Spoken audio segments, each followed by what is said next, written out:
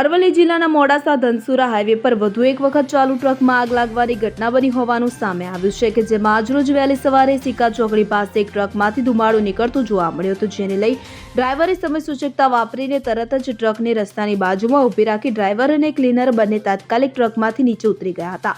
ઘટનાને પગલે રસ્તા પર થતા અન્ય વાહન ચાલકો પણ મદદ માટે દોડી આવ્યા હતા। તો બીજી બાજુ ઘટનાની જાણ થતાં મોડાસા નગરપાલિકા ફાયર વિભાગની ટીમ તુરંત જ ઘટના સ્થળે પહોંચી હતી। ફાયર ટીમે વોટર બ્રાઉઝરથી પાણીનો મારો ચલાવી આગ પર કાબુ મેળવ્યો હતો। જોકે ટ્રકમાં રહેલો તેલ અને કાપડનો સમગ્ર જથ્થો ટ્રક સાથે સંપૂર્ણપણે બળીને ખાખ થયો હતો।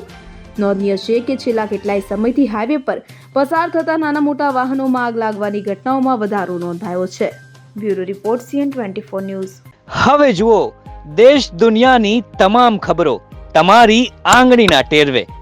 ઉઠાવો મોબાઈલ અને Google Play Store પરથી ડાઉનલોડ કરો અમારી CN24 ન્યૂઝ મોબાઈલ એપ।